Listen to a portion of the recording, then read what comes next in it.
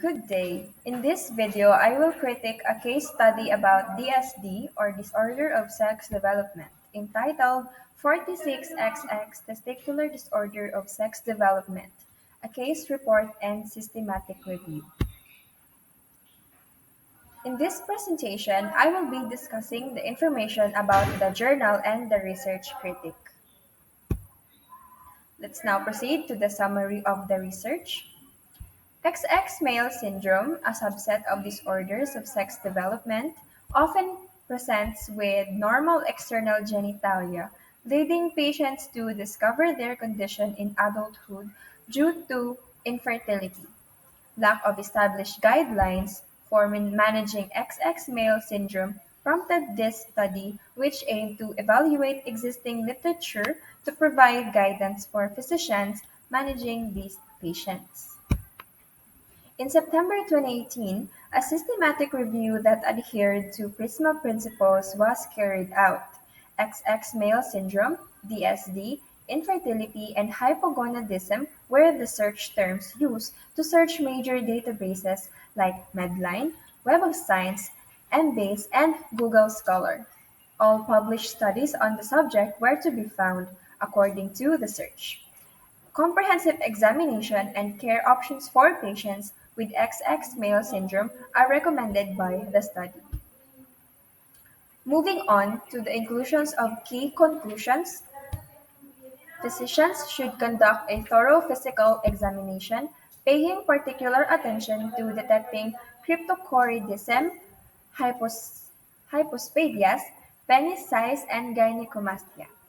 Validated questionnaires such as the International Index of Erectile Function or IIEF should be employed to evaluate erectile dysfunction in these patients. Semen analysis and karyotype testing are deemed mandatory for patients with XX male syndrome. Here we have the keywords used in this study. First, the 46XX, XX male syndrome, disorders of sex development, de la Chapelle, infertility, and hypogonadism.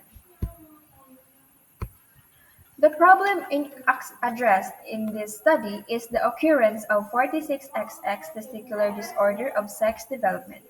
In this rare condition, individuals with a typically female chromosomal makeup, or 46XX, develop testicular tissue instead of ovaries. The authors identify the significance of 46XX testicular DSD in advancing knowledge about sex development variations, genetic mechanisms, and clinical management. Understanding this condition can have implications for personalized health care, genetic counseling, and addressing the psychological and social needs of affected individuals. The authors are likely motivated by the rarity of 46XX testicular DSD and the limited understanding of its clinical features, genetic etiology, and optimal management strategies.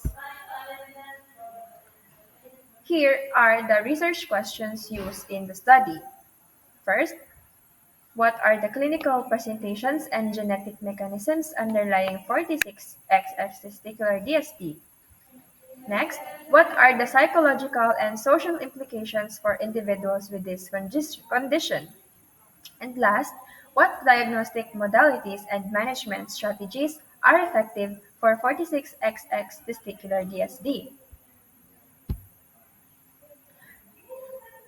For the methodology of this study, it utilizes the systematic review methodologies to gather and synthesize existing literature on 46XX testicular DSD, aiming to provide comprehensive insight into its clinical spectrum, genetic determinants, diagnostic tools, and therapeutic interventions.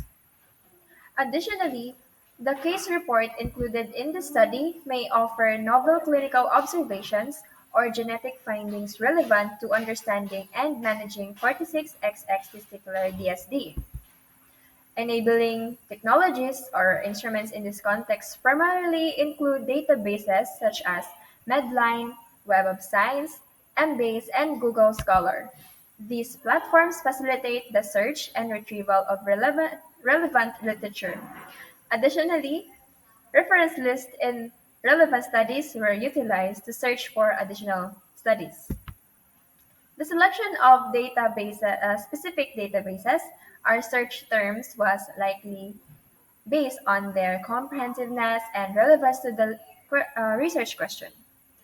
Limitations may include the potential for incomplete retrieval of relevant studies despite comprehensive search strategies, as well as the inherent biases associated with the inclusion and exclusion criteria.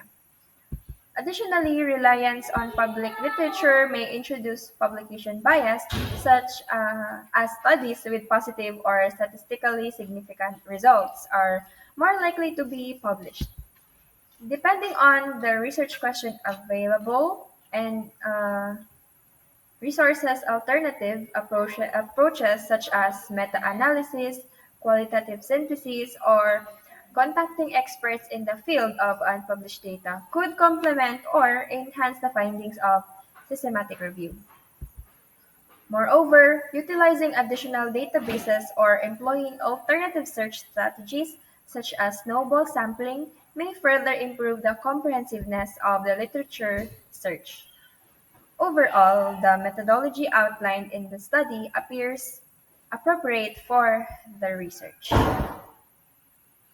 Here, in the results and discussions, the authors gathered 160 papers and through screening of study titles and abstracts, 47 articles are potentially eligible for inclusion.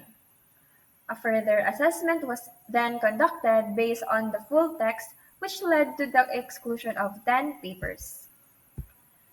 Tables and figures are utilized in the study. The inclusion of tables to summarize data is a good practice as it can help readers quickly grasp key information without having to read through lengthy text. The selected 37 studies described 64 adult patients with XX male syndrome where their clinical data are summarized in Table 1, hormone profiles in Table 2, and genetic features indicating the presence and location of SRY in Table 3. The comparison of SRY positive and SRY negative patients in Table 4 with precise titles and headings and no repetitive text. The importance of using validated questionnaire to evaluate erectile dysfunction and diminished libido, such as the International Index of Erectile Function or IIEF, semen analysis is mandatory and so is the karyotype test.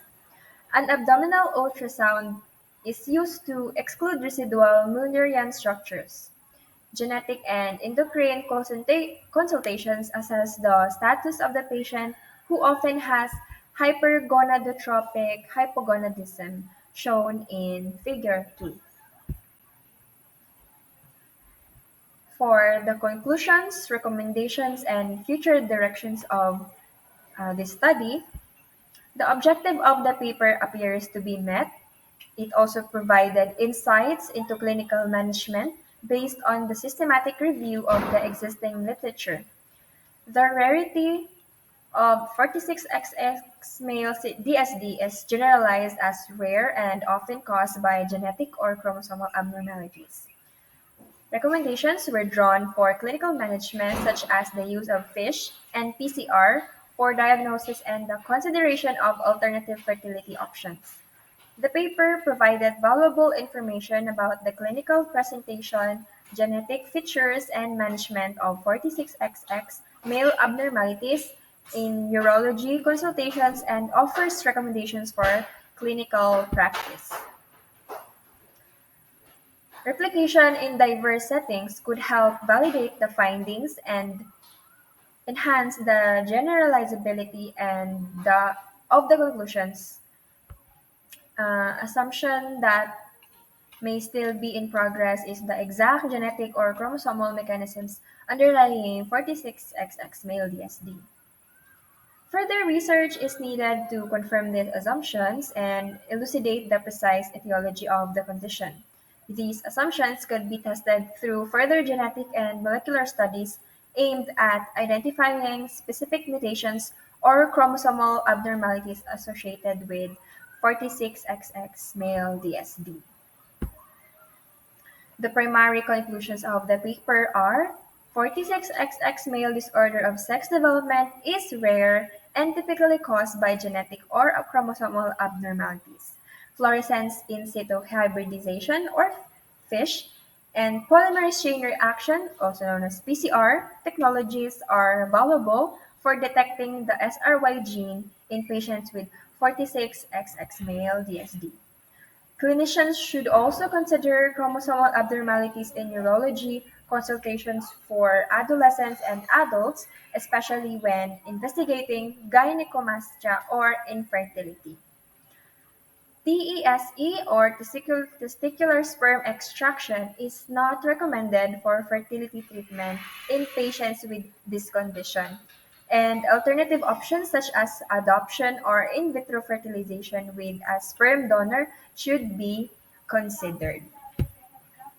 Finally, this paper is further understood with the help of the references provided, and that is the end of my presentation. Thank you for listening.